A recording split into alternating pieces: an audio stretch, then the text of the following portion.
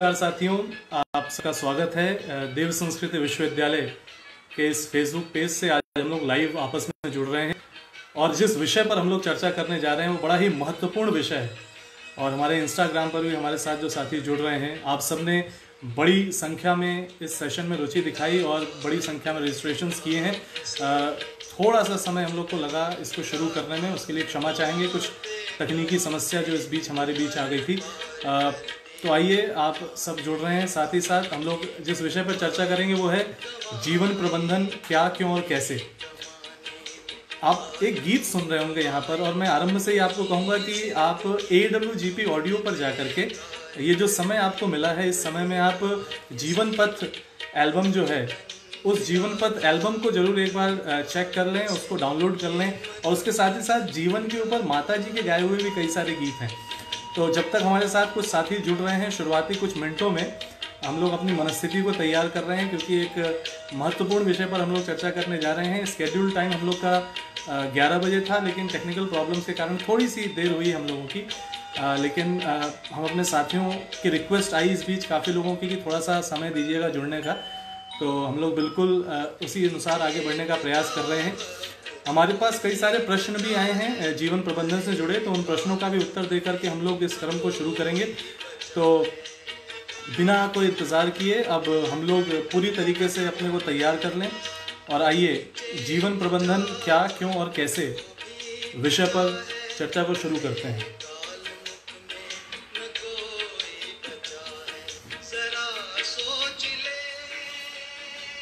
नमस्कार, आप सभी का स्वागत है।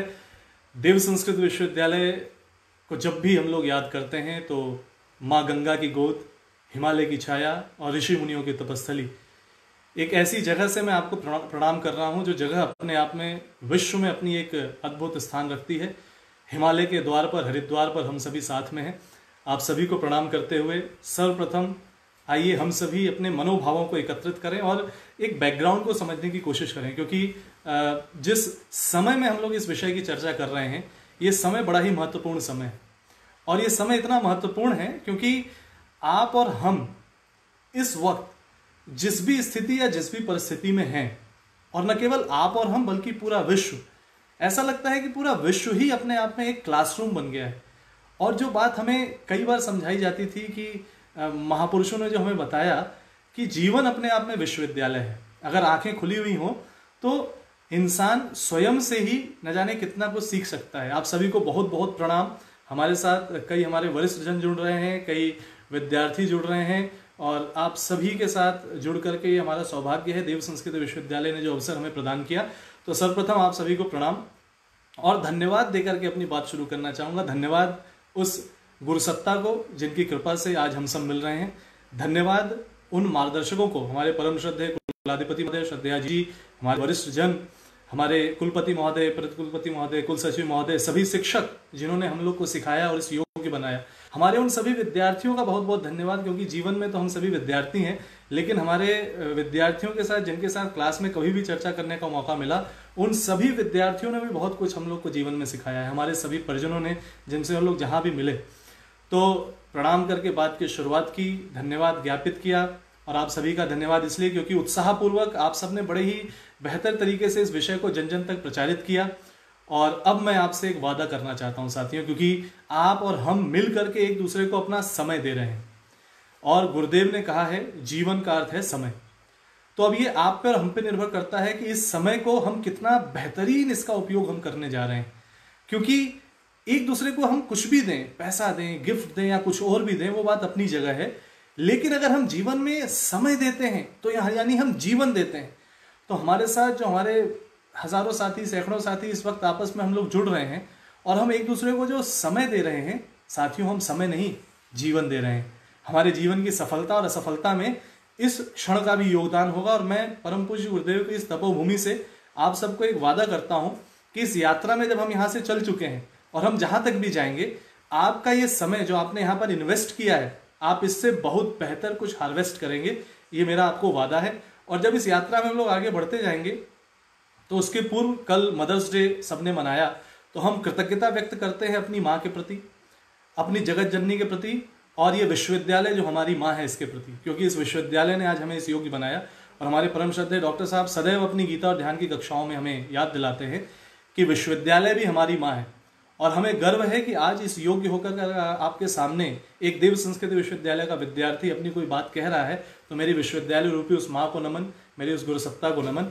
और अब चूंकि जो लोग हमारे साथ जुड़ गए हैं, मैं उनसे एक बात कहना चाहूँगा कि इनविटेशन कईयों को जाता है, लेकिन बड़े खुशनसीब होते हैं जो जुड़ पाते हैं, जो आ पाते हैं, क्योंकि जीवन में कहीं ना कहीं कोई ना कोई स्थिति ऐसी पैदा हो जाती है जो इंसान को करने कुछ निकला था, हो कुछ और जाता है।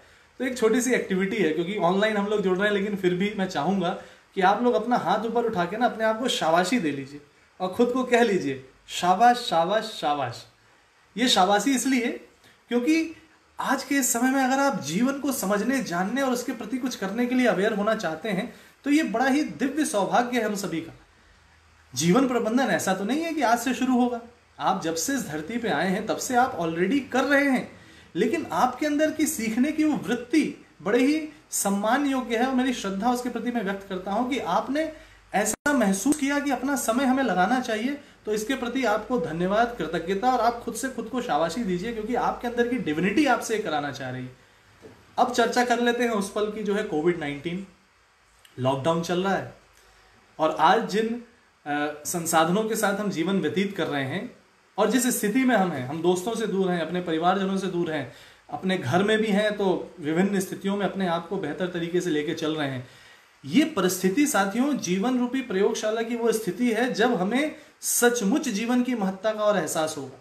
हमें सचमुच ये महसूस होगा कि जीवन दरअसल कितने से चल जाता है, क्योंकि इस परिस्थिति ने हमें सोचने पे विवश किया है। और हमें विवश किया है कि हम सोचें कि आखिर जीवन है क्या। क्योंकि मी टाइम, डेली का काम हम करते रहते थे, प्रोफेशन में जुड़े रहते थे, इधर जाते रहते थे। डेली में हो सकता है कि हमें वो समय ना मिलता हो, समय चाहते भी हो तो कल का कोई टास्क नजर आ गया, फैमिली की कोई रिस्पॉन्सिबिलिटी नजर आ गई, लेकिन उन सब के बीच में इस समय में अब कोई भी बहाना नहीं है कि हम खुद से दूर जा सकें। और वर्षानुवर्ष आप अपने से दूर रहे हैं, लेकिन आज इस वक्त आप अपने करीब हैं। और देखिए तकनीकी, यही वो तकनीकी है जिसके माध्यम से कोई कुछ का कुछ भी करता है, लेकिन उसका क्या सार्थक सदुपयोग है जो आज हम और आप लेकर के आपस में चल रहे हैं। बहुत उपयुक्त समय है। प्रकृति ने हमारे लिए एक प्रयोगशाला बना दी है अपने जीवन की। और जैसे क्लासरूम में एक शिक्षक होता है, तो शिक्षक के सामने हम लोग बिल्कुल दत्तचित्त होकर के क्लास में अटेंटिव होकर के क्लास अटेंड करते हैं, वैसे ही आज प्रकृति और भगवान और ईश्वर ने हमें इस स्थिति में डाल दिया है कि हमारे लिए कब तक मन को इधर उधर भगाइएगा, कितना समय किसी भी चीज में इन्वॉल्व कीजिएगा। अल्टीमेटली किसी ना किसी मूवमेंट में, घर में रहते रहते, वर्क फ्रॉम होम करते करते आपको महसूस होगा कि चलो कुछ पल के लिए अब जीवन के बारे में सोच ही ले। तो आइए, अब मन शांत हो चुका है, मनोभूमि बन चुकी है। गायत्री मंत्र एक बार साथ साथ बोलेंगे। ओम भूर्भुवः स्वः तत्सवितुर्वरेण्यं भर्गो देवस्य धीमहि धियो यो नः प्रचोदयात्। गायत्री मंत्र जो हम बोलते हैं, मन को हम जो शांत करते हैं, और जिस पल से हम लोग लाइव हुए हैं उस पल से हम लोग जीवन प्रबंधन कर चुके हैं। क्योंकि जिस तकनीकी खामी को हम लोगों ने दूर किया वो भी जीवन प्रबंधन का एक हिस्सा था। आप सभी ने जितना देर वेट किया और उसके बाद आप ट्यून इन हुए, वो भी जीवन प्रबंधन का हिस्सा था। और अब हमने जो गायत्री मंत्र बोला, साथियों कंप्यूटर साइंस के क्षेत्र में जुड़े होने के साथ मुझे देव संस्कृत विश्वविद्यालय में सौभाग्य मिला कि हमारे शिक्षकों ने, हमारे श्रद्धेय ने जीवन प्रबंधन, गीता और ध्यान की कक्षाओं के माध्यम से इस गायत्री मंत्र को क्यों किया जाए। और आज जब मैं जीवन प्रबंधन के सेशन में इसकी बात कर रहा हूं, तो मैं आपसे जरूर कहूंगा कि जीवन प्रबंधन अपने आप में, अगर गायत्री मंत्र को जीवन प्रबंधन का भी मंत्र कहा जाए तो आज इस रूप में इसे देखें। कंप्यूटर साइंस से फील्ड से हम जुड़े हैं साथियों। आप और हम सब जानते हैं कि आज की दुनिया में इंसान को अपने स्मार्टफोन से बड़ा प्यार है, अपने गैजेट से बड़ा प्यार है। अगर उसको हल्की सी चोट लग जाए तो इंसान को कितनी पीड़ा होती है। मतलब हमारे मनों पे, हमारे दिलों पे उसका ऐसा राज है कि जैसे हमारा अपना ही कोई ऑर्गन है वो स्मार्टफोन। और उस स्मार्टफोन की खासियत क्या है?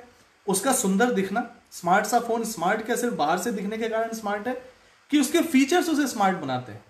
अब यही बात अगर हम सामने कक्षा में कर रहे होते तो इसमें एक एक्टिविटी के रूप में थोड़ी देर सोचने का समय सबको दिया जा सकता है कि आप सोचिए कि आपके पास जो महंगे से महंगा स्मार्टफोन है, पहली बात तो फोन था, स्मार्ट हो गया, और वो स्मार्टफोन जो आपके लिए काम कर रहा है उसकी स्मार्टनेस क्या उसका हार्डवेयर उसको बनाता है। जो सुंदर सा दिखने वाला हार्डवेयर है क्या उसके कारण वो स्मार्ट है?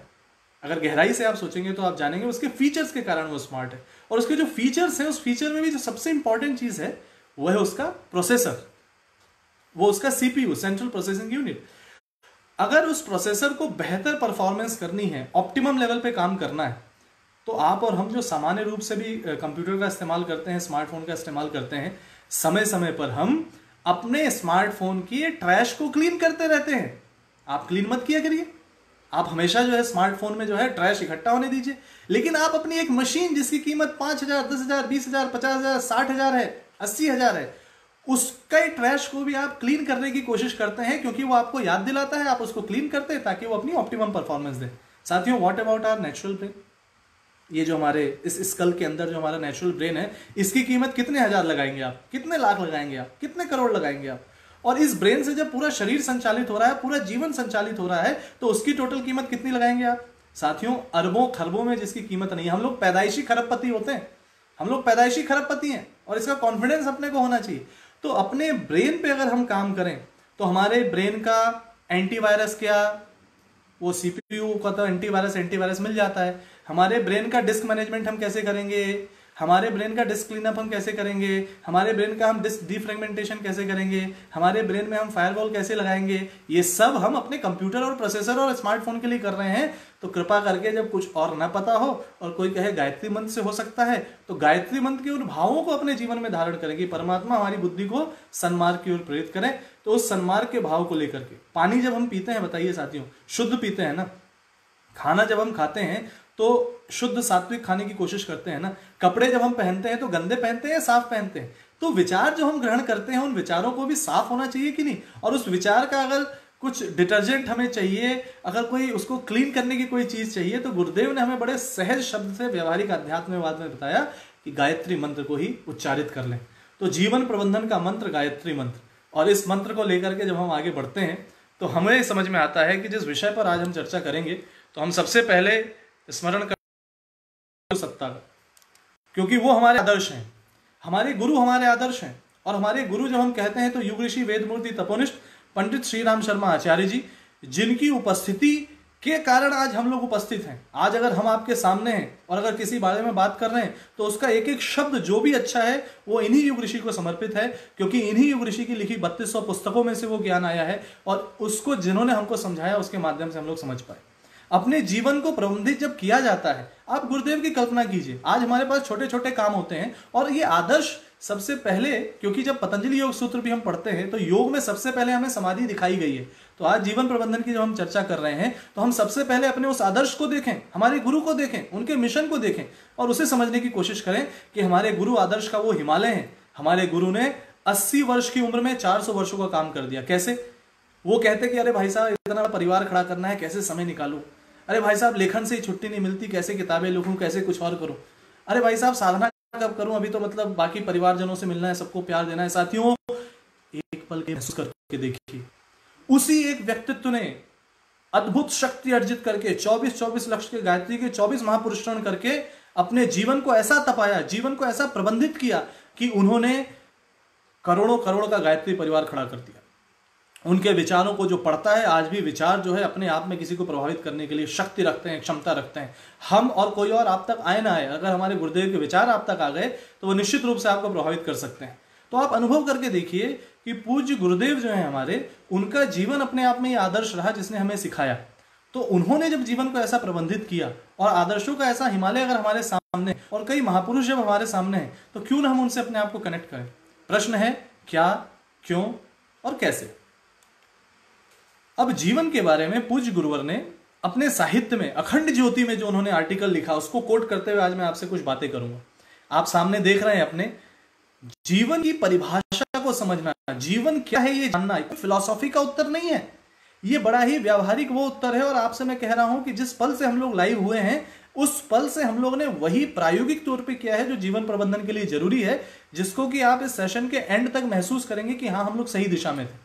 परम पूज्य गुरुदेव ने अखंड ज्योति में जो बातें लिखी, उसको लेकर के अगर मैं आपसे बात करूं, इसके माध्यम से गुरुदेव ने जो हमें सिखाने का प्रयास किया वो ये किया कि हम सब अपने जीवन में सीखें और ये जानें कि हम जीवन के प्रति उसकी परिभाषा को जान के प्रायोगिक रूप से ये नजरिए को डेवलप करें और अभी इस वक्त से वो जीना शुरू करें। परम पूज्य गुरुदेव ने स्वयं अपने जीवन देवता की साधना आराधना की और जो उनकी लेखनी ने जो कहा, गुरुदेव ने कहा संग्राम जिंदगी है लड़ना इसे पड़ेगा, जो लड़ नहीं सकेगा आगे नहीं बढ़ेगा। यानी जीवन एक संग्राम है, जीवन एक संग्राम है, जीवन एक ऐसा संग्राम है साथियों जहां पर कि हमारे सामने पक्ष होता है, विपक्ष होता है, कोई साथ होता है, कोई सामने होता है, कुछ साथी होते हैं, कुछ भीतर घाती होते हैं, लेकिन ये जीवन है और जीवन संग्राम है। तो जीवन संग्राम में अब हमारे पास दो ऑप्शन होते हैं, या तो हम फाइट करें या हम फ्लाइट करें। तो जीवन में प्रतिपल प्रतिक्षण हर क्षण संग्राम है, विचारों से विचारों का संग्राम जो हमारे मन मस्तिष्क में अंदर चल रहा है, देवासुर संग्राम जो हर पल हमारे अंदर विचार लड़ रहे होते हैं एक दूसरे से। अब निर्भर हम पे करता है कि हम सकारात्मक विचार को मजबूत करते हैं या नकारात्मक को। जीवन संग्राम है, गुरुदेव ने इस रूप में हमें समझाया और हमें मजबूती से इसकी तैयारी करनी है। संग्राम की तैयारी संग्राम के समय नहीं होती, युद्ध के लिए तैयारी सैनिक युद्ध में नहीं करता, जब युद्ध नहीं हो रहा होता है तब दरअसल सैनिक युद्ध की तैयारी कर रहा होता है। तो आप और हम खुद से पूछें कि जब विचारों से विचारों की जंग चल रही है, हमारे दैनिक का जीवन आचरण व्यक्तित्व व्यवहार प्रभावित होता है, तो जीवन के इस अंश पे हमने उस समय हम सो क्यों गए, उस समय हम बेहोश क्यों हो गए जब युद्ध की स्थिति नहीं थी। हर पल हर क्षण, आज आप ट्रैफिक में निकल जाइए, आज आपके चारों तरफ बीमारी घूम रही है, आपको महसूस नहीं होता जीवन संग्राम है? आपको महसूस होता है। इसलिए आज हमने वो प्रायोगिक कदम लिए हैं जिन कदमों को व्यावहारिक रूप से लेने के लिए हमारे माँ बाप, हमारे शिक्षक या हम खुद से भी कहें तो हम कभी कभी घबराते हैं, लेकिन आज सरकार को यह जिम्मेदारी लेनी पड़ी है और सरकार की उसी बात को लोगों ने बड़ी व्यवहारिकता से मानना शुरू किया। पूज्य गुरुवर ने कहा जीवन कला है, जीवन जीने की कला उन्होंने सिखाई। जीवन कला है इस रूप में गुरुदेव ने कहा कि जैसे कला होती है, रचनात्मकता होती है, उसकी कोई सीमा नहीं होती, वो अप टू इन्फिनिटी होती है, इट डिपेंड्स ऑन अस। और गुरुदेव ने अपने लेख में ये लिखा है कि बेटा जिस प्रकार से एक कलाकार सीमित संसाधनों से असीमित कर जाता है, उसके पास संसाधन सीमित होते हैं लेकिन उन सीमित संसाधनों से ही वो असीमित चीजें कर जाता है, जिसको बाद में लोग देख के आश्चर्य करते हैं, भाई आपने कर कैसे लिया। यही तो कलाकार की खासियत है। वही मूर्ति है जिसको वो पत्थर कईयों ने देखा, लेकिन उस मूर्ति को जिसने तराश दिया, वो कलाकार ने अपनी कला दिखा दी, तो उस मूर्ति की कीमत बढ़ गई, वो मूर्ति हजारों करोड़ों की हो गई। हमें ये खुद से महसूस करना है कि जिस प्रकार से जो सोना होता है जब रॉ मटेरियल के रूप में निकलता है और जब उसकी ब्रिक्स बनती हैं, लेकिन जब एक कलाकार उसको तराश कर सुंदर आभूषण बना देता है, तो सोने की कीमत उस समय जब वो खदान से निकला था और सोने की कीमत उस समय जब वो आभूषण बन के सामने आया, जमीन आसमान का अंतर होता है। साथियों, जीवन एक कला है, जीवन एक उपहार है। गुरुदेव ने हमें कहा कि ये जीवन मानव जीवन, जीवन तो जीवन मानव के रूप में मिलना ये अमूल्य उपहार है। और मैं बार बार आपसे कह रहा हूं कि कोई फिलॉसफी की व्याख्या नहीं है, ये एक भाव है। आप अभी तत्काल इसमें से किसी भाव को अपने जीवन में उतार लें। आप ही में से असंख्यों लोग ऐसे होंगे जो इनमें से किसी न किसी भाव को लेकर के अपने जीवन को जी रहे होंगे। तो जीवन प्रबंधन की ट्रिक्स ये भी हैं कि हम अपने मन में भाव कर लें कि भाई आज इस पल मेरे सामने स्थिति ऐसी आई, तो चलिए ये जीवन संग्राम लगा, यहां पर मैं कलाकार की तरह जी के दिखाता हूं। अरे मेरे साथ कुछ गलत हो रहा है तो मैं गलत पे फोकस क्यों करूं, मैं तो ये देखूं जीवन उपहार है, मैं जिंदा हूं, सांसें चल रही हैं, इतने महंगे महंगे ऑर्गन्स मेरे को मिले हैं। जीवन में हमें थिएटर ऑफ लाइफ में हमें एक कलाकार की तरह किरदार निभाना पड़ता है। और जब हम बात करते हैं जीवन एक संगीत है, साथियों संगीत की धुन में जो रिदम होती है, जो लय होती है, जो ताल होती है, वही 7 सुर। लेकिन उन्हीं 7 सुरों से कितने राग बन गए, न जाने कितनी क्रिएटिविटी लोगों ने दिखाई। इस जीवन रूपी संगीत को अगर हम नेचर के रिदम के साथ खुद को जोड़ दें, खुद रिदमिक हो जाएं, तो संगीत में जो अद्भुत आनंद होता है वो आनंद हमें जीवन से आने लगेगा। पूज्य गुरुवर ने कहा जीवन एक यात्रा है। ये जो आत्मा है, आत्मा ने शरीर में एक पथिक के रूप में विश्राम किया है। आत्मा पथिक और शरीर सराय है, रामकृष्ण परमहंस जी ने भी कहा। गुरुदेव कहते हैं कि बेटा जैसे यात्रा में आप कहीं से कहीं तक चलते हो तो आप ना ज्यादा परेशान नहीं होते। मान लीजिए कि आपको यहां से हरिद्वार से हावड़ा जाना है, तो आप हरिद्वार में चढ़े, हावड़ा तक जा रहे हैं। मान लीजिए आपको ट्रेन में जहां बैठे आप वहां जगह थोड़ी ठीक से नहीं मिली, सीट ठीक से नहीं मिली, लोग ठीक से नहीं मिले, तो उसके कारण क्या आप ट्रेन छोड़ के उतर जाते हैं? अरे कितनी भी स्थिति कैसी भी विषम हो, लेकिन आप कहते हैं चलो भाई एडजस्ट कर लेते हैं, या आप कोई ना कोई समाधान की ओर चले जाते हैं, कोई ना कोई समाधान की ओर आप चले जाते हैं। आप ट्रेन नहीं छोड़ते। अरे नहीं साहब, वो आदमी मेरे को ऐसा देख रहा था, वो आदमी मेरे को ऐसा बोल रहा था, वो आदमी मेरे बारे में ऐसा सोच रहा था, अब मैं ट्रेन से उतर जाता हूं, अब मैं ऐसा कर लेता हूं, ऐसा कर लेता हूं। नहीं, आपको पता है भैया ये यात्रा भी खत्म होनी है 5 मिनट में, 1 घंटे में, 24 घंटे में, तब तक के लिए मैं मैनेज कर लेता हूं, तब तक के लिए मैं एडजस्ट कर लेता हूं। हम जीवन में क्यों चूक जाते हैं? ये जीवन भी यात्रा है साथियों, आज इस रूप में है, कल नहीं है, अभी के अगले पल नहीं है। हम क्यों इतना ज्यादा चीजों में इतना चिपक जाते हैं, उलझ जाते हैं। जीवन को यात्रा की तरह हम देखें तो जिस प्रकार से गाड़ी की, बस की खिड़की के पार से हम दृश्य देखते रहते हैं, पल पल में दृश्य बदलते हैं। अभी प्रकृति दिखी, अभी जीव जंतु दिखे, अभी कोई बिल्डिंग दिखी, अभी कोई गांव दिखा, अभी कोई शहर दिखा, अपनी आंखों के सामने हमने भी तो जिंदगी बदलते हुए देखी है ना। तो जीवन को यात्रा मान के चलें तो जीवन का प्रबंधन हो जाए। जीवन एक खेल है। गुरुदेव ने सबसे ज्यादा इस चीज पे जोर दिया। बचपन से हम लोग खेल खेलते आए, बचपन से हम लोग खेल खेलते आए। गुरुदेव ने कहा खिलाड़ी भावना से जियो। गुरुदेव की 5-5 मिनट की अमृतवाणी मैं आपको कहूंगा AWGP की वेबसाइट से जाके आप डाउनलोड कीजिएगा, क्योंकि ये सारी बातें उनकी उन 5-5 मिनट की अमृतवाणियों से निकल के आती हैं। गुरुदेव कहते हैं बेटा खिलाड़ी भावना से जियो। खिलाड़ी क्या होता है? जीतता है, हारता है, हार हुई, जीत हुई, फिर खेलेंगे, फिर जीतेंगे। टीम की तरह खेलता है, टीम प्लेयर की तरह खेलता है। उसके लिए जो अपोनेंट होता है वो सिर्फ मैदान पे कुछ देर के लिए अपोनेंट होता है, मैच खत्म होते ही उससे वो गले मिल लेता है। तो जब हम खिलाड़ी की खेल भावना की तरह खेलें कि हार हो जीत हो, हम खेलेंगे, हम मेहनत करेंगे, हम पुरुषार्थ करेंगे। तो गुरुदेव ने जीवन जीने की कला, जीवन प्रबंधन की विद्या, जीवन को खेल मार के जीना शुरू कर दीजिए, जीवन प्रबंधन होना शुरू हो जाएगा। जीवन एक परीक्षा है। छोटेपन से हम लोग परीक्षा देते आए हैं, internal examination, external examination, viva, project, assignment. इन परीक्षाओं को देने में हमने बड़ी मेहनत की, लेकिन हम उन परीक्षाओं में चूक जाते हैं जहां पर कोई हमें गुस्सा दिला रहा है और हम गुस्सा हो जाते हैं। हम उसको बताते हैं कि देखो हमारी गुस्से में PhD है, तुम हमें हंसाते हंसाते थक जाओगे, हम एक पल नहीं हंसेंगे। तुम हमें पॉजिटिव दिखाते दिखाते थक जाओगे, हम जो है उसको देखेंगे नहीं, हम लेकिन गुस्सा हो जाएंगे तुरंत। तो साहब जीवन की परीक्षा में, इस छोटे से एग्जाम में आप अगर खुद को देखें और खुद को महसूस करें कि हमें ये मानना और ये महसूस करना है कि हम परीक्षा दे रहे हैं। परीक्षा थोड़ी देर होती है, परीक्षा का कोई परिणाम आता है, कभी नंबर अच्छे आते हैं, कभी नंबर अच्छे नहीं आते। परीक्षक जो है वो चेक करता है उसको। तो जीवन को पल पल परीक्षा मान के चलें तो ठीक है, मेहनत करेंगे, फिर परीक्षा देंगे और परीक्षा के लिए तैयार रहना। ये नहीं कि कभी कभी याद होता है क्लासरूम में टीचर कहते थे चलो बेटा हम तुम्हारा टेस्ट लेंगे, बच्चे तुरंत अरे नहीं नहीं सर अभी मत लीजिए, कल ले लीजिए। मतलब कल लेंगे तो कल बच्चे कुछ गजब पढ़ के आ जाएंगे। आज अभी ये परीक्षा देने के लिए तैयारी हमेशा होनी चाहिए। शिक्षक को कहिए सर नमस्कार प्लीज अभी एग्जाम आप ले लीजिए, हम तैयार हैं, हम तैयार हैं। अगर हम कहना शुरू करते हैं तो जीवन प्रबंधन हो जाए। और बड़ी से बड़ी परीक्षाएं, चैलेंजेस सामने आते हैं, चैलेंजेस सामने आते हैं, चैलेंजेस सामने आते हैं, निगेटिविटीज आपके सामने आएंगी, लेकिन अगर आप चैलेंजेस को देख के भागने लगे तो चैलेंजेस आप पे और हावी होंगे। दुनिया में एक एटीट्यूड ये भी तो होता है ना, जब समस्याएं आपके सामने आती है तो कुछ लोग कहते हैं वाई मी, लेकिन कुछ लोग कहते हैं ट्राई मी। समस्या सामने खड़ी है, समस्या बड़े कॉन्फिडेंस में है कि मैं इसको परेशान कर दूंगी, और एक जो वाई मी करके बिल्कुल दैन्य दौर्बल्य भाव में आ गया, समस्या उस पर हावी।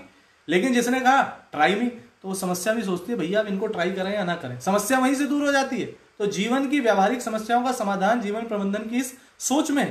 परम पूज्य गुरुदेव ने कहा कि बेटा जीवन जो है, जीवन एक नाटक, मंच के पात्र मात्र हम, रंगमंच के पात्र मात्र हैं हम।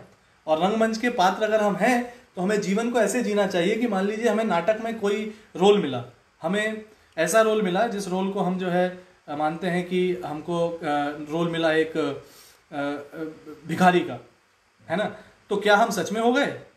साहब हम रोल कर रहे हैं और उस रोल के दौरान जो है, उस रोल के दौरान हमें जो रोल मिला हम उस रोल को जी रहे हैं, और उस रोल को जीते जीते हमको पल भर के लिए अपने डायलॉग की डिलीवरी करनी है। तैयारी उस समय नहीं होती जब मंच पे डिलीवरी कर रही होती है, तैयारी तो पहले करनी होती है। और उसमें यह भी नहीं सोचना होता है कि भाई इसका रोल अच्छा है, इसका रोल बड़ा है, इसका रोल छोटा है, मैं करूंगा लोगों को क्या लगेगा। आपको और हमको यही सोचना है कि हम कैसे अपने रोल की तैयारी अच्छे से करें, कैसे तैयारी अच्छे से करें। और इंसान ना वहीं पे चूकता है, जब युद्ध विराम होता है तब युद्ध की तैयारी नहीं करता। वो तैयारी तब करेगा जब युद्ध शुरू होगा, तब हड़बड़ाएगा, अरे प्रभु क्या हो गया, कैसे करेंगे। अरे साहब जब आपको समय मिला है रोल की तैयारी करने का, तब अच्छे से तैयारी करो, अपने डायलॉग की अच्छे से रिहर्सल करो, और किसी और से प्रभावित उस समय मत हो। आप ये मान के चलो कि अगर किसी को बहुत बड़े डायलॉग का रोल मिला हुआ है, आपको मतलब 2 मिनट का रोल मिला हुआ है, लेकिन साथियों कलाकार की यही ताकत होती है कि उस 2 मिनट में अपनी वाणी से, अपने आचरण से, क्योंकि उस 2 मिनट जब आप मंच पे बोल रहे होते हो ना अपने रोल में, भले ही आपका एक छोटा सा रोल है, लेकिन दुनिया आपके लिए भी ताली बजाती है। उस बड़े रोल की चिंता आप मत कीजिए, आपको जो अवसर जहां जैसे मिला है और कलाकार की तरह से जिए। जो रोल मिला था, कोई पद मिला है, कोई प्रतिष्ठा मिली है, तो उसमें चिपक ना जाए, अपने को अनुभव करें कि भाई आज ये हैं, कल कुछ और होंगे। तो कलाकार की भांति जीवन जीना भी गुरुदेव ने हमें सिखाया। गुरुदेव ने कहा बेटा ये नाटक है, और रंगमंच पे आप बस रंगमंच की तरह खेलो इसको, चीजों से इतना प्रभावित मत हो जाओ कि आप पे हावी हो जाए। गुरुदेव ने कहा बेटा जीवन लहर है, जीवन प्रबंधन की इन सोचों को आप समझिए। गुरुदेव जब कहते हैं जीवन लहरें, मतलब लहरें, आप समुद्र के किनारे खड़े हो जाइए साथियों। समुद्र के किनारे हजारों लहरें आती हैं, हजारों जाती हैं, कितने पल में आती हैं, कितने पल में चले जाती हैं, लेकिन हर पल में उसका जीवन है और हर पल में उसकी मृत्यु। लेकिन वो लहर का आना जाना ऐसे ही न जाने हमारे कितने जीवन आते हैं, चले जाते हैं। हमें यह महसूस करना है कि उसके लिए शोक नहीं करते हैं, अरे वो लहर आई अब चली गई, अब फिर आएगी कि नहीं आएगी। हमें यह सोचना है कि जीवन लहर है अगर, तो उसकी तरह हम पल भर, क्षण भर में ही जी लें ना। A short life full of events is for better than a long life without events. और इन इवेंट्स का मतलब सिर्फ वो मौज मस्ती नहीं है जिसको कि हम बाहरी रूप से करते हैं। हमें यह समझना है कि हम आंतरिक रूप से अपने आप को कैसे बेहतर बना रहे हैं। और आप सभी का बड़ा बड़ा धन्यवाद है जो आप सब इस बीच में अपनी भावनाएं व्यक्त कर रहे हैं। आप सबको बहुत बहुत प्रणाम करते हुए मैं आगे चलूंगा, क्योंकि ये आप सब ने जो जीवन में सिखाया है उसी माध्यम से देव संस्कृति की ये प्रेरणाएं हैं जो आप सबके सामने प्रस्तुत करने का अवसर आया है। गुरुदेव कहते हैं बेटा जीवन विश्व है। जैसे विश्व में प्रकृति है और अन्यान्य घटक हैं, ग्रह हैं, नक्षत्र हैं और न जाने क्या कुछ हैं, तो उसी प्रकार से हमें महसूस करना होगा कि ये जो पूरा विश्व है हमारा, इस विश्व के कण कण में, अणु में विभु, लघु में महान, जीवन में भी वो संभावनाएं। और जीवन, गुरुदेव कहते हैं अंत में, बुदबुदा है, बुलबुला है। साथियों इस अनुभव को कभी करके देखिए। जैसे आप छोटे बच्चे के सामने वो बुलबुले वाला खेल खेलते हैं ना, सर्फ में डुबोया, ऐसे फूंक मारी, बुलबुला बना। आप कल्पना करके देखिए बच्चे को कितना आनंद आता है। आप भी गिनते हैं, 1 बुलबुला, 2 बुलबुला, 3 बुलबुला, और आपको ये पता है गुरुदेव ने क्या गजब बात कही है कि बेटा बुलबुले का फूटना ये निश्चितता है। आनंद तो इसमें है कि वो बुलबुला कितनी देर बना रह सकता है। मेरे ख्याल से ये चीज सोचिए, आप अनुभव कीजिए कि कितनी गजब फिलॉसफी गुरुदेव ने दी। और क्या पल भर के लिए कोई सिचुएशन हमारे सामने आई, जीवन में कोई समस्या आई, जीवन में कोई सफलता आई, जीवन ही अपने आप में बुलबुला है, तो डेथ इज सर्टेन, मृत्यु सत्य है। अगर कुछ अनसर्टेन है तो वो है जीवन, अभी है, अगले पल शायद ना हो।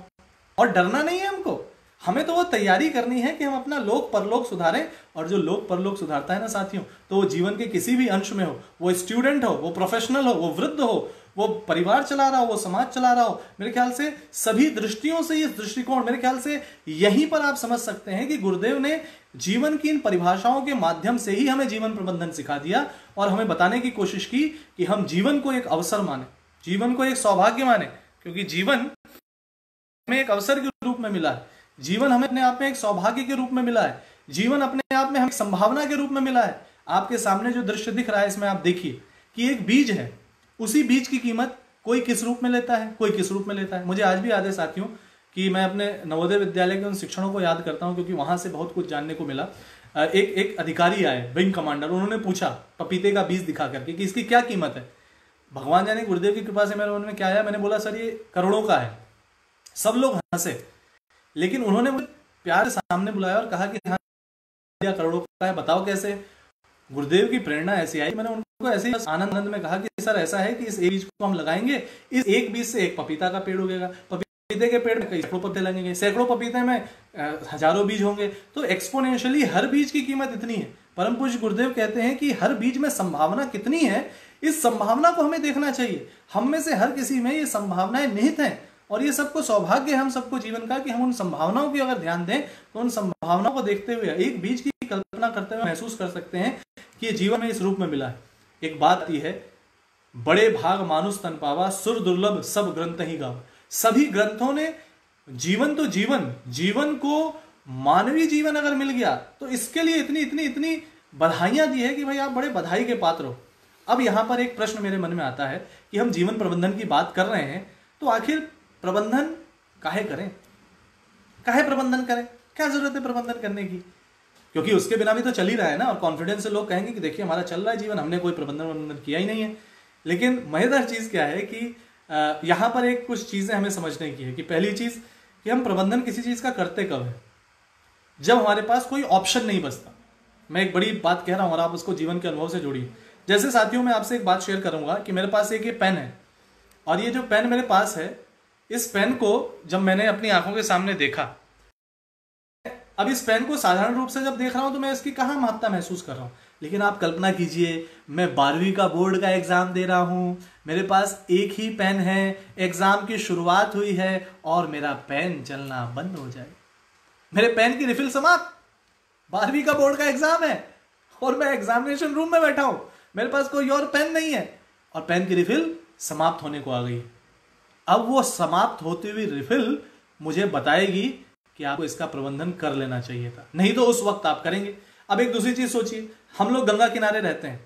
आप अगर कोई आदमी जीवन में जागृति न लाया हुआ हो और उसको कोई कहे भाई साहब जल बचाओ जल बचाओ जल बचाओ, तो हो सकता है बड़े कॉन्फिडेंस में कहिए अरे साहब कहाँ जल बचाना, गंगा जी बह रही है, अविरल धारा है, गंगोत्री से आ रही है, पानी ही पानी है साहब, पानी ही पानी है, हमें पानी बचाने की क्या जरूरत है। अगर कोई ऐसी सोच रखता है उसको चेन्नई भेज दीजिए, अपने आप जल प्रबंधन हो जाएगा। क्योंकि अब वहां अविरल धारा टंकी में नहीं आ रही है, समय फिक्स है, थोड़ा परिश्रम करना है, बाहर से टैंकर से पानी लेके आना है। और मैं तो कहता हूं मान लीजिए एक छोटी सी बॉटल, इस बॉटल भर आपको पानी मिल जाए, आप किसी ट्रैक में गए हुए, ट्रैकिंग करने गए हुए, जब आपके पास चीजें लिमिटेड रहती है ना, और आज की इस प्रेजेंटेशन में भाव यही है कि हम उस एहसास को ले लें कि ये जीवन एक अवसर है और हम एहसास कर लें कि कितना बीत गया और कितना बचा है। आप मान के चलिए कि जिस प्रकार से ये है, आप इसको देखिए, ये क्या है, हर पल देखिए क्या बीत रहा है, जीवन बीत रहा है, हर पल में क्या खत्म हो रहा है, जीवन। और हम किस ओर बढ़ रहे हैं, जीवन के बाद तो इसका टर्मिनेशन जो है वो मृत्यु में ही है। डरना नहीं है, लेकिन आप देखिए एक एक बूंद एक एक बूंद एक एक बूंद की कीमत वो समझता है जिसको पानी नसीब नहीं होता। उसी प्रकार से किसी को अगर एम्पल मात्रा में मोटिवेशन मिले, घर वाले मोटिवेट करें, मित्र मोटिवेट करें, तो बेचारा मोटिवेशन को ज्यादा टेकन फॉर ग्रांटेड ले लेता है। और तो और हम सोचें कि पैसे का हिसाब, हमारे पास अथाह पैसा है लेकिन हम किसी यात्रा में गए और हमारे पास पैसा ही नहीं रहा, तो हम गिन गिन के खर्च करते हैं। और तो और साहब अभी की स्थिति ले लीजिए, हम घर में है ना, वही भोजन की सामग्री, वही धन, वही परिवार वाले, आज जब हम साथ हैं तो हम शायद ये बात महसूस करते हैं कि हमारे पास चीजें जब लिमिटेड है ना, जब स्कैरसिटी होती है, तब हम उसकी अहमियत समझते हैं। आज हमारे साथ हमारी माँ है, आज हमारे साथ हमारा पिता है, आज हमारे साथ हमारा परिवार है, गुरु है, मार्गदर्शक हैं, हम शायद उनसे किसी न किसी बहाने समय समय पर थोड़ा थोड़ा भिड़ते भी रहते होंगे। लेकिन हमें महसूस करना है कि जब वो नहीं रहते तब उनकी यादों में रोने से बेहतर है कि हर पल उनसे जुड़े और अपने मन की बातें उनसे व्यक्त करें, उनसे जुड़े। क्योंकि जीवन में जिस प्रकार से खाने में साथियों जब नमक नहीं होता है ना, तो नमक के होने का एहसास होता है। जीवन में जब हमें चीजें बाई टेकन फॉर ग्रांटेड आराम से मिलती रहती है, हम उसका एहसास नहीं करते। तो अब हमको और आपको जानना और सीखना है कि आज हमारी हाथ पैर ठीक है, आंख ठीक है, शरीर चल रहा है। प्रश्न एक मेरे से पूछा गया था ऑनलाइन पहले कि जीवन प्रबंधन कब से करें। अब आपको और हमको निर्णय लेना है कि जब ठीक ठाक है अभी से शुरू करते हैं, या जब किसी काम के नहीं रहे तब शुरू करेंगे और तब जीवन टर्मिनेट हो जाएगा। पूज्य गुरुवर की वो बात मुझे याद आती है अध्यात्म को लेकर के, जब कई बार प्रश्न ये पूछे जाते हैं, अरे भाई ये 60 के बाद का विषय है, 70 के बाद का विषय है। पूज्य गुरुवर कहते हैं कि बेटा परमात्मा को, भगवान को फूल कैसे चढ़ाए जाते हैं? ताजे ताजे। तो युवावस्था, बाल्यावस्था वो ताजा ताजा अवस्था है। अगर इसी समय से हम जीवन को प्रबंधित कर दें, परिवार इस पे ध्यान दे, व्यक्ति स्वयं से ध्यान दे। हम तो कहते हैं जब से हमारी समझ नहीं है, अगर हमारे घर में जीवन प्रबंधन होता है तो हम उसको सीख जाते हैं। और उसका परिणाम ये होता है कि हम सब आज की इस कोविड-19 में जब लाइफ और डेथ बिल्कुल एक साथ चल रही है, मतलब यहाँ क्या है, इंसान से मिलना भर भी, छूना भर भी, और इंसान से क्या, वस्तुओं से क्या, कई बार लोग बोले इस तरीके से भी। तो ऐसे समय में हमें जीवन की महत्ता समझ में आती है। साथियों कल आंधी तूफान खूब आया था, जहां जहां भी आया होगा। उस आंधी तूफान के बीच में साथियों ये छाता, मैं छाता लेके आया आपको दिखाने के लिए। इस छाते की महत्ता अभी कब है? अरे आज का मौसम सही है तो छाता बेचारा कहीं पड़ा हुआ है अपने कोने में, लेकिन अगर अभी तुरंत बारिश हो जाए और छाता मेरे हाथ में ना हो तो मुझे बार बार छाता ही याद आएगा। तो इन उदाहरणों के माध्यम से जो आपको और हमको जानने और समझने की जरूरत है वो ये है कि हमें ये महसूस करना है कि ये मानव जीवन, ये अवसर बहुत बड़ी चीज में हमको मिली है। पूछते हैं कि जीवन प्रबंधन क्यों करें और अभी ही क्यों करें? अभी बहुत जिंदगी पड़ी है साहब। तो उनको ये भी कॉन्फिडेंस से पता है कि भाई 84 लाख योनियों के बाद ये अवसर आया है। तो शायद कभी कभी लोगों को लगता है कि भाई 84 लाख माइनस एक अभी चला गया तो क्या हुआ, बाकी 84 लाख माइनस एक इतने तो ऑप्शन बचे ही हुए हैं। लेकिन साथियों थोड़ा सा समझने की कोशिश करिए कि असल में 84 लाख योनियां अगर दी गई हैं तो इसमें हमें वो सारी योनियों से होकर निकलना है, वृक्ष बनना है, वनस्पति बनना है, जीव बनना है, जंतु बनना है, मानव बनने का अवसर ये मिला है। और इस कर्म योनि में हमें कुछ ना कुछ बेहतर करने की कोशिश करनी। हमने अपने जीवन को, ये हीरा था, गुरुदेव की कहानी की, राजा शिकार करने गया, उसको कहीं फंस गया, उसको एक किसान मिला, किसान ने उसको बचाया, राजा ने उसको अपने जगह बुलाया, कहा भाई इस किसान को कुछ ऐसा दो जो इसके लिए सबसे कीमती हो। मंत्रियों ने सोचा बेचारा कि अगर इसको अशर्फियां दे देंगे तो कहीं कोई चोरी कर लेगा। मंत्रियों ने उसको कहा कि भाई इसको एक चंदन का जंगल दे दो, चंदन के वृक्षों का एक जंगल ही उसे गिफ्ट में दे दिया राजा जी ने कि भाई इसके आधार पर तुम अपना जीवन यापन करो। कई वर्ष बीत गए, राजा जी दोबारा पहुंचे उसके पास, देखा क्या वो पहले गई गुजरी स्थिति में था। सब लोग आश्चर्य में, भैया इसको इतना बहुमूल्य अवसर दिया था, इसको शानदार महंगे महंगे वृक्ष दिए, इसने किया क्या? तो मंत्रियों ने कहा भैया दिखाओ तो तुम करते हो। तो दिखाया की प्रोसेस, वृक्ष को काटा, लकड़ी को जलाया, कोयला बनाया, और बड़े का साहब क्विंटलों पीठ होकर ले जाता हूं, मार्केट में कोई खरीदना ही नहीं मैं से। अब उसकी समस्या उसके हिसाब से तो जायज थी, लेकिन कोई भी समझदार इंसान, विवेक संपन्न इंसान ने कहा प्रभु अब तुम एक काम करो, तुम ये प्रोसेस छोड़ो। वो छोड़ने को नहीं तैयार है। बिल्कुल वैसे ही जैसा आज की डेट में आप जीवन प्रबंधन की बात कभी करें और जो इंसान प्रत्यक्षवाद में उलझा हुआ है वो कहेगा अरे साहब क्यों करो, तुम करो ये काम, भैया हमारे काम का नहीं है। स्थिति वही होती है इंसान की। अब उस इंसान को कहा गया कि भैया ये छोटा सा टुकड़ा लो और इस टुकड़े को लेकर के जाओ और मार्केट में बेचना। साहब वो इंसान निकला क्या, छोटे से टुकड़े को लेकर के उसको लोगों ने मुंह की कीमत देनी शुरू करी। वो आश्चर्य में उसने कहा ये क्या हो गया साहब, ये क्या हो गया? अभी तक तो मैं बड़े बड़े कोयले के बंडल पीठ में डाल के ले जाता था, कोई खरीदता नहीं था, कोई 2 कौड़ी कीमत नहीं देता था, इतने छोटे से टुकड़े की कीमत इतनी। लेकिन साथियों जब तक उसे इस मूल्य का एहसास हुआ और वो वापस पहुंचा स्थान पर और उसने अपने जंगल की ओर दृष्टि डाली, अब उसके जंगल में सिर्फ 2 या 3 वृक्ष शेष रह गए। कहानी क्या कहती है?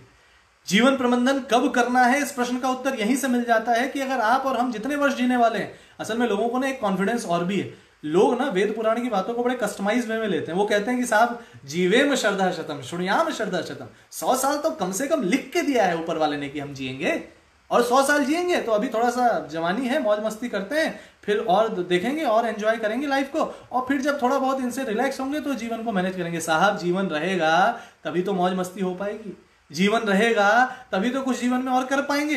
अरे शरीर माध्यम खलु धर्म साधनम, हम क्यों इस बात को महसूस नहीं करते? परम पूज्य गुरुदेव ने युग निर्माण सत्संकल्प में क्यों पहले में लिखा कि शरीर को भगवान का मंदिर समझकर आत्म संयम और निमित्ता द्वारा आरोग्य की रक्षा करेंगे। शरीर ही नहीं रहेगा, शरीर ही अगर नहीं रहा तो फिर कहां गई मौज मस्ती? और जीवन शरीर दोनों मिलके चलते हैं, और हमें इस बात को महसूस करना होगा कि अवसर बीत रहा है, तेजी से बीत रहा है, क्योंकि हर पल हम मृत्यु की ओर बढ़ रहे हैं और ये जीवन के पड़ाव हैं साथियों। हमें देखना होगा कि इस पड़ाव में आज हम कहां पे खड़े हैं।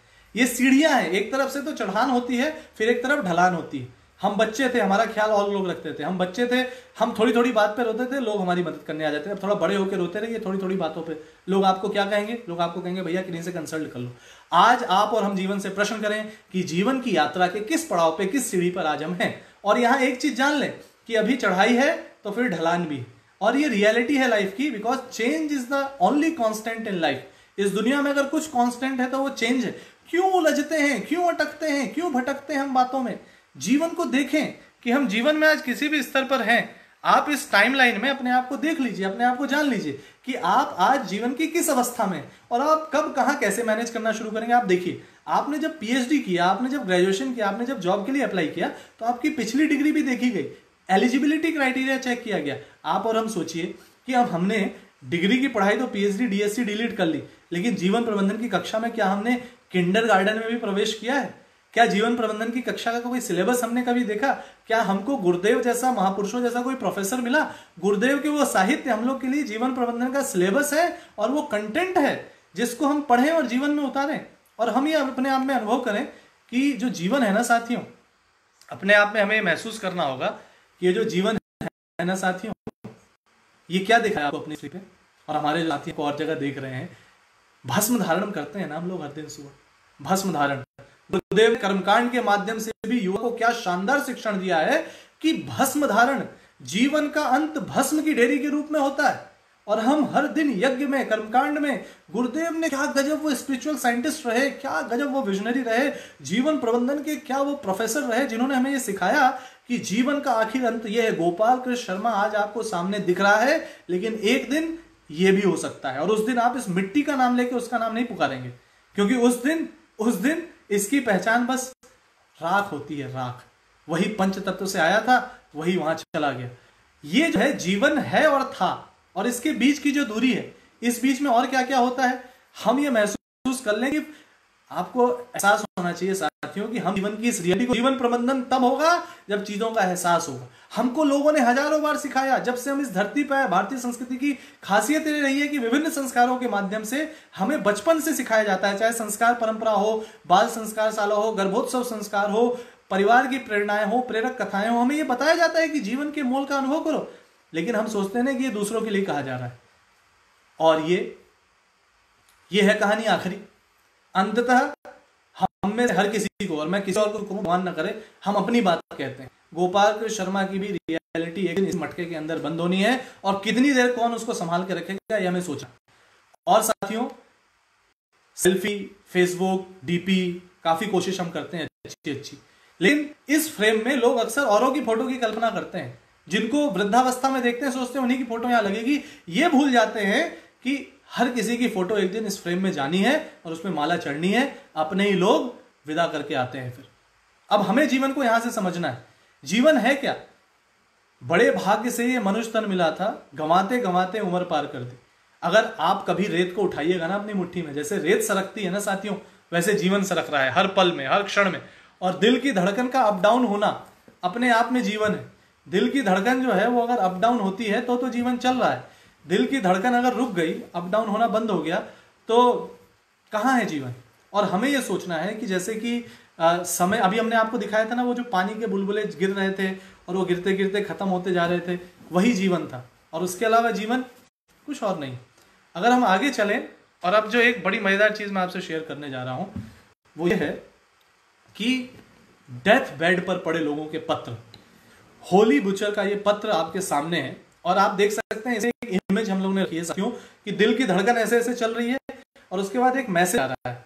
एक बालिका जो 26 वर्ष की उम्र में उसका जीवन समाप्ति की ओर है, वो लिखती है। ये बहुत बड़ा पत्र है, फेसबुक पे आप जाइएगा और होली बुचर के नाम से जून 3 का ये पत्र है, जिसमें उन्होंने लिखा उस अंतिम डेथ बेड पर। ये पत्र लिखने के 24 घंटे के भीतर वो दुनिया छोड़ के चली गई। उसमें से जो मुख्य चीजें उसने कहा कि मुझे लगता था कि जैसे दिन आते हैं वैसे हर दिन कोई ना कोई दिन आएगा, रहता है ना, जीवेम श्रद्धा शतम। मतलब अरे आज किसी से लड़ लिए, आज किसी से हमने दुश्मनी पाल ली, आज हमने किसी को बोल दिया, अरे हम नहीं हटेंगे, अब रात को हम सोएंगे, कल तो फिर आएगा, परसों फिर आएगा। साथियों, जीवन को गुरुदेव की फिलोसॉफिकल परिभाषाओं को प्रैक्टिकल रूप से जो जीते हैं, होली बुचर कहती है कि मुझे लगता था कि टेकन फॉर ग्रांटेड लेती थी कि फिर आएगा, दिन आएगा, दिन आएगा, लेकिन एक दिन आपको पता चलता है कि कल आप नहीं देख पाएंगे, कल का सूरज आप नहीं देख पाएंगे, आज का सूर्यास्त ही आपके जीवन का आखिरी सूर्यास्त होगा। और तब आप समझते हैं कि जिंदगी कितनी फ्रेजाइल है, कितनी प्रेशियस है। घर में आपके कांच की कुछ छोटी छोटी चीजें होती है, वो छोड़िए, आपका स्मार्टफोन बड़ा फ्रेजाइल है, गिर जाए, टूट जाए तो उसकी स्क्रीन रिपेयरिंग में हजारों रुपए लगते हैं। आपको और हमको ये जानना है कि ये जो फ्रेजाइल जीवन है, इस फ्रेजिलिटी को, ये कितना प्रीशियस है, ये कितना अनप्रिडिक्टेबल है, और ये एक ऐसा गिफ्ट है जिसको हम अनुभव नहीं करते। आगे वो लिखती है कि वो डॉक्टर से बात करती थी कि क्या मुझे एक दिन मिल जाएगा, एक पल मिल जाएगा, कुछ और समय मिल पाएगा। तो कुल मिलाकर के डॉक्टर्स जो थे वो कभी कभी कहते थे कि कुछ जवाब नहीं दे पाते थे उसको, और तब वो समझती थी।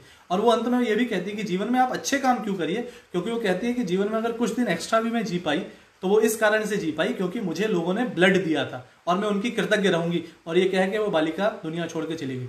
साथियों, रिसेंटली कुछ महीनों पूर्व इरफान खान का लिखा हुआ पत्र, जो इस दुनिया को छोड़ के हमारे बीच से चले गए, उनका वो पत्र आपको याद है जब वो लिखते हैं कि मुझे लगता था कि मैं तो अभी उस स्टेशन पे उतरूंगा, बहुत स्टेशन वो दूर है, लेकिन वो अचानक से ऐसा क्या हुआ कि अचानक से आपको कोई कहता है साहब सामान पैक करो, अगला स्टेशन आगे आपको उतरना है। आप अपना उसको टिकट दिखाते हो। इसको मैं थोड़ा अगर एक्सप्लेन करूं तो आप कहने की कोशिश करते हो कि भाई साहब टिकट देखिए, मेरे को तो बहुत दूर जाना था, आप मुझे अभी क्यों उतार रहे हैं। लेकिन जब आदेश आ गया तो मतलब उतरना है, मतलब उतरना है। You are not prepared for it. जिंदगी में भी क्या है कि हम तैयार थोड़ी ना होते। हम तो चीजों को, हम रिश्तों को कहते हैं बाद में जी लेंगे, खुशी बाद में कर लेंगे, खुश बाद में हो लेंगे, दुखी अभी होंगे, खुश बाद में हो लेंगे, अच्छा बाद में सोच लेंगे, धर्म अध्यात्म की बातें बाद में। आप उस क्लास को अलग से शांति कुंज वीडियोस यूट्यूब चैनल पे देख सकते हैं। आप भी इस एक्टिविटी को कर सकते हैं। श्वास आई, गई नहीं, श्वास गई, आई नहीं, कहां गया जीवन, कहां रह गया जीवन। हम खुद से पूछे, खुद से प्रश्न करें, जीवन रह कहां गया। जीवन गया साहब, इन सांसों की गति के बीच में ही जीवन है। हृदय पे हाथ रखें। कई लोग हो सकता है हृदय ढूंढेंगे, इधर है कि इधर है। हृदय पे हाथ रख के इंसान सोचे, हृदय की लपडप को सुने आंख बंद करके। आप अरबपति वैसे ही हैं क्योंकि इतने करोड़ों का हृदय आपको भगवान ने फ्री में बना के दिया। आप खुश नहीं हो सकते? हर पल महसूस कीजिए, और महसूस करना इंपॉर्टेंट है, क्योंकि मोटिवेशन बाहर से कितना भी मिल जाए लेकिन इंट्रिंसिक मोटिवेशन के बिना चीजें बदलती नहीं है। और हमें यह महसूस करना होगा बड़ी गंभीरता से कि इस चीज को गुरुदेव ने कहा कि जीवन वर्षों में मत गिनिए आप।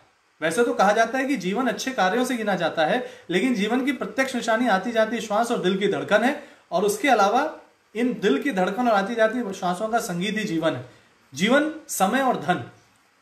आपने देखा होगा कि एक बड़ा अच्छा कार्टून जो वायरल होता है, दौड़ रहा है आदमी, दौड़ रहा है, पैसे के पीछे दौड़ रहा है। जरूरी है, जरूरी है, जितना जरूरी है, लेकिन उसकी पहचान तो हम कर लें कितना जरूरी है। ये 99 का फेर ऐसा तो नहीं कि गंवाते गंवाते उम्र पार कर दी और अंत में खूब पैसा इकट्ठा कर लिया, अब याद आ रहा है कि ना रिलेशनशिप को एंजॉय किया, ना खुश रहे, स्वास्थ्य को और गड़बड़ा दिया, जीवन को और न जाने कहां से कहां हमने पहुंचा दिया। तो हमें ये सोचना होगा कि हमारी मृग तृष्णा ऐसी तो नहीं जैसी उस इंसान की है जिसके आगे ही पैसा लटक रहा है, वो बिल्कुल भाग रहा है, दौड़ रहा है और पीछे पड़ा हुआ है उसके पीछे। हमें तेजी से आगे बढ़ते हुए सोचना होगा, और जीवन की महत्ता को ही समझना जीवन प्रबंधन है कि जीवन, समय और धन, असली धन है क्या साहब? जिस दिन इंसान दुनिया छोड़ के चला जाता है उस दिन हम क्या बोलते हैं? निधन हो गया, निधन हो गया। यानी असली धन पैसा नहीं, सामग्री नहीं जो आपने जुटाई।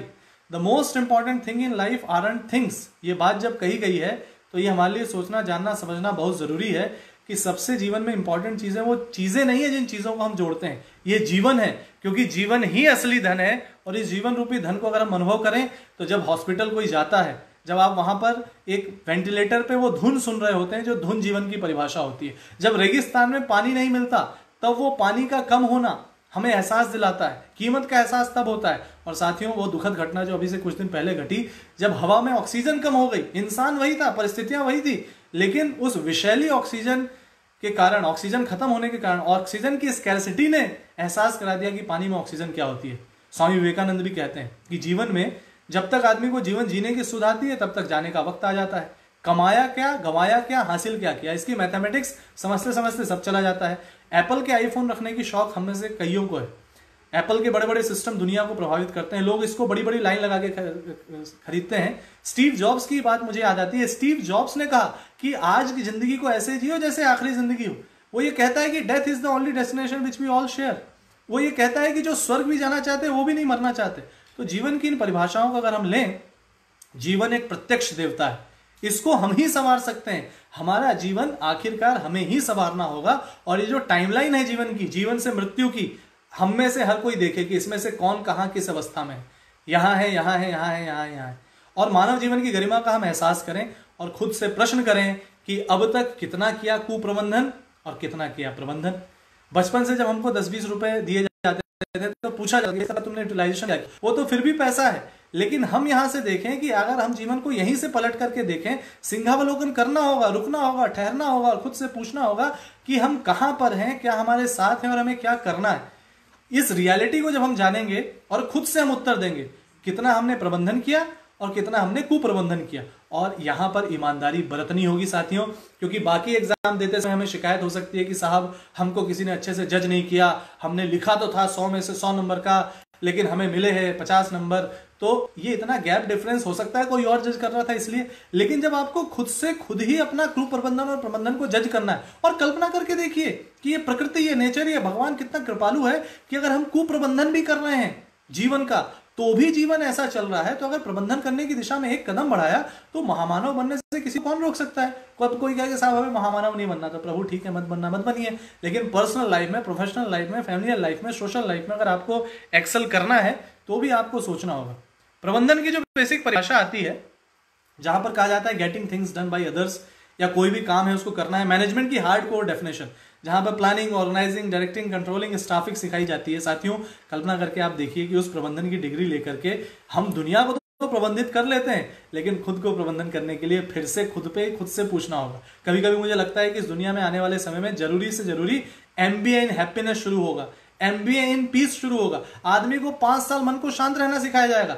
अरबों की संपत्ति लेना तो सीख गया, लेकिन मुस्कुराना भूल गया। उससे कोई कहे भाई साहब मुस्कुरा लीजिए, तो उसकी जो मसल से इतनी फ्रीज हो चुकी हैं, वो चाहता ही नहीं कि वो अपने ब्रेन को पार्टी दे। अरे एक बार मुस्कुराइए, 32 मसल्स रिलैक्स होंगी, आपकी ब्रेन को पार्टी मिलेगी, अच्छे अच्छे हार्मोन रिलीज होंगे, आप अभी हंसिए, जीवन में प्रसन्न हो जाइए। आप ये क्यों नहीं सोचते कि जो फेशियल फीडबैक हाइपोथेसिस डार्विन ने कही है, उसके अनुसार जब हम मुस्कुराते हैं, आप शीशे के सामने हर दिन सुबह उठ के बस स्माइल की पोज बना लीजिए ऐसे, 32 मसल्स आपकी ऑटोमेटिकली इनर इमोशनल स्टेट को पॉजिटिव कर देती है, प्रूवन फैक्ट है। और इस क्रम में जब हम आगे चलते हैं तो हम ये देखते हैं कि एक आइसबर्ग प्रिंसिपल जो हर चीज में हम देखते हैं, प्रबंधन को हमने आज किस रूप में सीखा है। Knowledge management, supply chain management, operations management, public relation management, financial management, human resource management, marketing management, sales management, operations management, product management, risk management, change management, quality management, innovation management, design management, सारा management हो रहा है, लेकिन औरों का, बाहर का, औरों के माध्यम से औरों का। ये जो आइसबर्ग है, इसका ये ऊपरी हिस्सा आपको इतना दिख रहा है जो बाहरी प्रबंधन हम करते हैं, इसका जो गहरा आंतरिक हिस्सा है, जो आंतरिक हिस्सा है, जो नीचे बहुत बड़ा है, वो है ये साथियों कि जीवन प्रबंधन में हम बस अपने अंदर जागृति ले आए और इन दिशाओं में अगर सोचने का कदम बढ़ाएं, और इसके लिए कुछ रॉकेट साइंस नहीं है, कोई भी आ जाए, कोई भी आपको कुछ भी बता दे, आपको यही याद रखना है कि अपने मन को खुद से खुद का मित्र बनाना होगा, पॉजिटिविटी इन, निगेटिविटी आउट करना होगा, बी बॉर्न अगेन के संदेश को लेकर के आगे बढ़ना होगा और खुद से खुद को कहना होगा मैं खुद से खुद का उत्थान करूंगा। जीवन प्रबंधन है समय का प्रबंधन, जीवन प्रबंधन है स्वास्थ्य का प्रबंधन, जीवन प्रबंधन है विचार का प्रबंधन, जीवन प्रबंधन है स्व का स्व से प्रबंधन, जीवन प्रबंधन है रिश्तों का प्रबंधन, जीवन प्रबंधन है जीवन शैली का प्रबंधन, जीवन प्रबंधन है, ये तो पॉजिटिव पार्ट पे हमने कहा, जहां जीवन की हम इन बाय डिफॉल्ट हमको स्वास्थ्य मिला है, अब हम इस स्वास्थ्य को बरकरार रख सकें या न रख सकें ये हमारे ऊपर है। समय मिला है, पॉजिटिवली यूज करें, निगेटिवली इन्वेस्ट करें, हमें पता है। और इसके जो और डायमेंशन वो क्या है, stress management, work life balance, career management, study management, anger management, happiness management. अब क्या है ना, इसी रॉकेट साइंस कोई आपको पढ़ा भी दे, बता भी दे, आप और हम जब याद करें एग्जाम वाली जो रात होती है ना, 11th hour, last night fight, fashion में भी रहता है, टीचर कहते कहते थक जाएगा, पेरेंट्स कहते कहते थक जाएंगे, दोस्त समझाते समझाते थक जाएंगे, पढ़ाई समय पे करने वाला नहीं करता, लेकिन कल एग्जाम जब है सुबह 8 बजे तो आज की रात किताब खोल के जुट जाता है, बिल्कुल तेजी से पढ़ो पढ़ो पढ़ो पढ़ो पढ़ो। तो ये जो 11th आवर में हम तैयारी करते हैं, और जब उतना ही करके कई लोग कॉन्फिडेंस से बोलते हैं भाई एक रात में पढ़ के 70% ले आया, पूरे सेमेस्टर पढ़ लेता तब तो न जाने क्या कर देता। साथियों, जीवन के साथ ऐसा मजाक नहीं होना चाहिए। जीवन में हम किसी भी पल जाग जाएं और इस हर दृष्टि में एक विचार को अगर पढ़ लें, जान लें, समझ लें, तो उस दृष्टि में काम करना शुरू कर लें, और काम करते करते हम ये देख लें हमें अल्टीमेटली करना ये सब कुछ अपने ब्रेन से, अपने पर्सनल ब्रेन से, किसी और के कहे से कुछ नहीं होना। तो हमें ये जानना है कि हम इस ब्रेन पे काम क्यों करें, क्योंकि मेरा आपसे एक प्रश्न है, हम रहते कहाँ हैं? आप तुरंत सोचेंगे, अपना घर देखेंगे, दाएं बाएं देखेंगे, अपना डिस्ट्रिक्ट देखेंगे, राज्य देखेंगे, पता देखेंगे, बताएंगे भाई हमारा पता है कि हम शांतिकुंज हरिद्वार में रहते हैं, उत्तराखंड में रहते हैं, भारत में रहते हैं। साहब गहराई से सोचिएगा, अपने घर में भी आप किसी कमरे में रहते हैं, किसी बिस्तर में रहते हैं, लेकिन साहब जीवन जो है ना वो शरीर में रहता है। Body is the only place you have to live, body is the only place you have to live. हम दरअसल कहाँ रहते हैं साथियों? जीवन तो इस शरीर में रहता है ना, ये शरीर ही वो बंगला है जहां पर जीवन रह रहा है। और अब जो है अंत में अगर कुछ चीजों को हम समझने की कोशिश करें तो जीवन प्रबंधन को अगर समग्रता से करना है तो आप इस वृक्ष को देखें, एक वृक्ष है, उसका बाहरी स्वरूप आपको दिख रहा है, बहुत बड़ा वृक्ष है, बहुत विशाल वृक्ष है, लेकिन उसको पोषण उसकी जड़ों से मिलता है। बाहर जो दिख रहा है वो प्रत्यक्ष है, लेकिन जो उसके भीतर है, उसकी जड़ों के अंदर, वो परोक्ष है।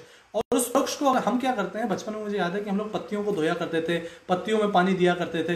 पत्तियों में पानी देने से अगर पौधा पेड़ बड़ा हो जाए तो बहुत बड़ी बात है साहब, जड़ों को सींचना पड़ता है, जड़ों में पानी देना पड़ता है। प्रत्यक्षवाद की इस दुनिया में आज हमें खुद से पूछना है, जो गुरुदेव ने कहा कि हम परोक्ष को भी देखें, स्थूल के साथ साथ सूक्ष्म को भी देखें, और हम ये देखें कि समग्रता में आज कोविड-19 ने हमें एक अवसर दिया है कि हम जो डिस्कनेक्ट है, हम खुद ही से नहीं मिले वर्षों से, हमने खुद ही को नहीं जाना वर्षों से, हम खुद से मिलें। ये जो पजल हम खेलते हैं, इस पजल की तरह प्रत्यक्ष और परोक्ष, मान लीजिए 2 हाथ में हमारे पजल के हिस्से पड़े हैं, इसको जोड़ लें, क्योंकि आज हमको समय मिला है खुद से जुड़ने का। और जब जीवन प्रबंधन की बात करते हैं तो बड़े ही प्रैक्टिकली हमें ये महसूस करना होगा कि शरीर के रूप में, स्वास्थ्य के रूप में, physical, mental, emotional, spiritual, environmental, social, और शरीर को भी अलग से देखें तो physical health, emotional health, mental health, spiritual health, और अगर इसके अलावा वेलबींग में और चीजें अपन जोड़ना चाहें तो intellectual, emotional, physical, social, occupational, financial, environmental, spiritual, आप इन सारी वेलबींग्स को जोड़ते हुए, जानते हुए, समझते हुए अपने जीवन को बेहतर बनाने का प्रयास कर सकते हैं। और एक बड़ी गजब मैथमेटिक्स हम लोग ने खूब पढ़ी ना, तो अपन ने भी एक इक्वेशन बनाई गुरुदेव के विचारों से। मान लीजिए इक्वेशन 1 कहती है जीवन का अर्थ है समय, इक्वेशन 2 कहती है समय ही धन है। तो अगर यहां पर ट्रांजिटिव रिलेशन लगाएं तो समय समय को एक तरफ रखते हैं तो जीवन ही धन है। अब इक्वेशन 3 कहती है स्वास्थ्य ही धन है। तो फाइनली जो एक मॉडल हमें मिलता है साथियों कि आज इस वक्त हम और आप अगर सिर्फ इस एहसास को लेकर के इस प्रेजेंटेशन के बाद जाएं कि असली धन जीवन है, असली धन समय है, असली धन स्वास्थ्य है, और अगर हम जीवन को गड़बड़ाते हैं तो जीवन की कीमत अरबों से चुकाने पे भी जीवन नहीं मिलता। समय से चुकाते हैं तो समय बीत जाने के बाद असफलता ही मिलती है, और स्वास्थ्य से जब चुकाते हैं तो हॉस्पिटल में भर्ती इंसान करोड़ों करोड़ लगा के भी अंत में मृत्यु ही इसके सामने आके खड़ी होती है। साथियों, अगर हम बड़े प्रत्यक्षवादी दुनियादारी के हिसाब से भी सोचें तो इस दृष्टि से सोचें, जीवन ऊर्जा का नाम है। गुरुदेव कहते हैं भगवान का दिया है समय, शरीर में छिपा है श्रम, और मस्तिष्क में छिपी है प्रतिभा। अगर हम इन तीनों रिसोर्सेज का प्रॉपर नियोजन कर लें तो जीवन बेहतर हो जाए। और अंत में मैं आपसे यही कहूंगा, जितना प्यार हम लोग अपने स्मार्टफोन से करते हैं, जितना प्यार अपने गैजेट से करते हैं, जितना प्यार सोशल मीडिया से है, आज तो बड़ा सौभाग्य है कि हम लोग उसका कितना कंस्ट्रक्टिव पॉजिटिव यूज कर रहे हैं। सुबह उठते ही कराग्रे वसते लक्ष्मी की जगह कराग्रे वसते मोबाइलम, रात्रि शयन से पहले मोबाइल दर्शनम। मतलब रिसर्चेस कहती हैं कि 84% लोग जो है सुबह उठते ही पहले 1 घंटे में मोबाइल दर्शन करते हैं, रात को सोने से पहले मोबाइल दर्शन करते हैं। मतलब कि भगवान मोबाइल ही हो गया क्या? अखंड मंडलाकारम, मोबाइल ही मोबाइल सब जगह। और उस मोबाइल के माध्यम से हम इतने बड़े चीजों का हिस्सा बनते हैं। खैर वो अलग अलग बात है जो हमारे विचारों को भी प्रभावित करता है। हम कहते हैं कि जितना प्यार हम अपने मोबाइल से करते हैं ना साथियों, थोड़ा सा प्यार अपने जीवन से भी कर लें, क्योंकि जीवन से मोबाइल आया है, मोबाइल से जीवन नहीं आया है। और जितना प्यार सेल्फी से करते हैं, थोड़ा सा प्यार अपने सेल्फ से भी कर लें। खुद से खुद को झांके, खुद से खुद को देखें और इस मैथमेटिक्स को समझें। आपने इंटीग्रेशन खूब पढ़ी होगी, लेकिन ये इंटीग्रेशन गुरुदेव की दी गई इंटीग्रेशन है कि जीवन मतलब integration of sigma movements. Sigma movements, क्षण क्षण में जीवन, पल पल में जीवन। अभी है, इस वक्त है, खुश होना है अभी हो लीजिए, दुखी होना है अभी हो लीजिए। ईंट ईंट से महल बनता है। अगर आपने 5 खोखली ईंटें रख दी और उसके ऊपर महल खड़ा किया तो महल ढहेगा ही ढहेगा। हर पल में हम सकारात्मक क्यों नहीं रहते? हर पल में हम पॉजिटिव क्यों नहीं रहते? चीजों से हम डेविएट क्यों हो जाते हैं? क्योंकि इंटीग्रेशन जीवन से मृत्यु तक ही है साथियों। अब हमें जो अवसर मिला है, और अंतोगत्वा में आपसे एक ही चीज कहूंगा, जीवन में इंसान को बड़ी शिकायत रहती है, साहब जिसने भी पढ़ाया सब थ्योरी पढ़ाई, थ्योरी थ्योरी सब थ्योरी, एजुकेशन सिस्टम में चेंज हो, ये हो वो हो। साथियों, जीवन जो है ना, ये पूरा प्रैक्टिकल विषय है। अभी भी जो आप और हम कर रहे हैं ना, ये प्रैक्टिकल है। क्योंकि यहां पर आपको कोई प्रोफेसर बाहर से आके कुछ बोले उसकी जरूरत भी नहीं है। आपके अपने जीवन शरीर रूपी आपकी लैब है। ऋषियों ने क्या किया, गुरुदेव ने क्या कहा कि बेटा हमारी शरीर रूपी लैब में हमने सारे एक्सपेरिमेंट कर दिए। आप और हम अपने जीवन को अपनी प्रयोगशाला बना लें और इस जीवन की प्रयोगशाला में प्रैक्टिकली करें, सब थियोरी के चक्कर में ना रहें। तो इस नैरेटिव को भी यहां से समझना होगा। अब हमको कोई कहे साहब हमें लाइफ मैनेजमेंट का प्रैक्टिकल कराइए, साथियों जीवन प्रबंधन का प्रैक्टिकल तो आपको स्वयं से खुद से ही करना पड़ेगा, खुद से शुरू करना पड़ेगा। क्या शुरू करना पड़ेगा? हमें शुरू करना पड़ेगा कि हम समय का प्रबंधन कैसे करें, कहीं पर हम समय से कैसे पहुंच जाएं, कहीं पर हम अपने जीवन की सार्थकता को कैसे सिद्ध करें, हम कहीं कैसे जीवन में सही तरीके से अपने आप को, अपने विचार को, अपने वाणी को, अपने व्यवहार को, अपने खान को, अपने पान को, अपने जीवन को किस प्रकार से लोगों से इंटरेक्शन को कैसे मैनेज करें। और अंत में साथियों ये देखिए, जीवन में बड़ी बड़ी पढ़ाइयां हमने पढ़ी, सारे कोण हमने पढ़ लिए और हम उसी में अटके रहते हैं। अभी भी देख के लग रहा होगा हाँ भाई ये राइट एंगल ट्रायंगल है, ये थोड़ा 45 डिग्री का है, ये 360 डिग्री का है। लेकिन साथियों जीवन में सारे कोण पढ़ने के बाद भी जो कोण पढ़ना शेष रह गया वो था दृष्टिकोण, और दृष्टिकोण से ही जीवन में सब कुछ चलता है। तो अंत में गुरुदेव की इस सीख को हम जीवन में उतार लें और प्रायोगिक तौर से जीवन में ला दें कि एक दिन ही जी मगर इंसान बनकर जिन, हर दिन नया जन्म, हर रात नई मौत, आत्मबोध तत्वबोध, आत्मबोध तत्वबोध। और बार बार एक ही चीज मैं आपसे कहूंगा, स्कैरसिटी हो जीवन की, पानी की स्कैरसिटी है चली जाएगी, कोविड-19 की सिचुएशन है चली जाएगी। पानी की स्कैरसिटी थी आपने तब अगर जल को मैनेज किया है तो आज जीवन की स्कैरसिटी हो उससे पहले जीवन को मैनेज कर लीजिए। ये करते करते अगर हम आगे बढ़ेंगे तो अंततः हमें यही पता चलेगा।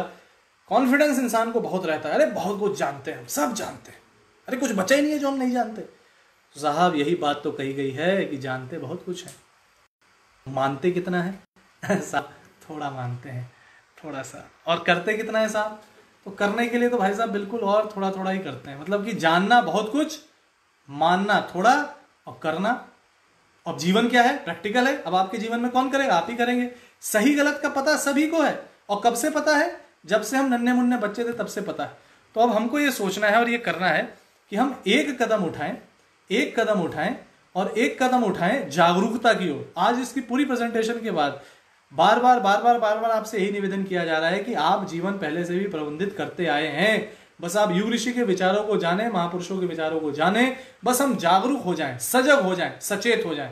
जागरूकता, सजगता और सचेतता ये जब आ जाती है तो इंसान क्या से क्या नहीं कर देता साथियों।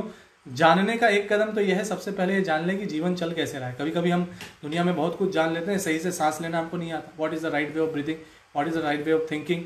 और तो और मैं साथियों एक मजेदार बात आपको बताता हूँ। इंसान के खुद के मुंह में अभी एग्जैक्टली टूट फूट होने के बाद कितने दांत हैं, इसकी गिनती भी रियल टाइम में कभी इंसान को पता नहीं रहती कभी कभी।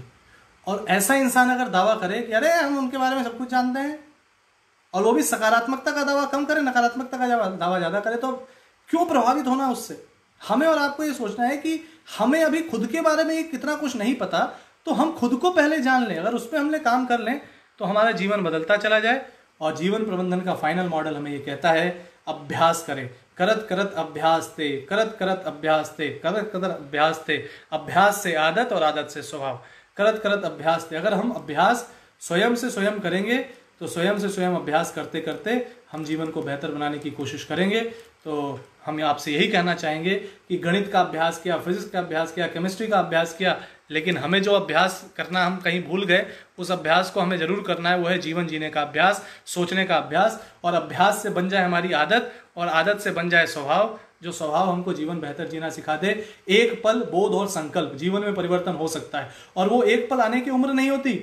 अंगुलीमाल का बदल जाना, रत्नाकर का बदल जाना, उसके अलावा सूरदास जी का बदल जाना, और ऐसे न जाने कितने लोगों का बदल जाना, ये जीवन की ऐसी घटना है कि जागरण जब हो तभी से ऊंचाई पाई जा सकती है। साथियों, सब कुछ जानने और पढ़ने के बाद भी जो शेष है वो है जीवन।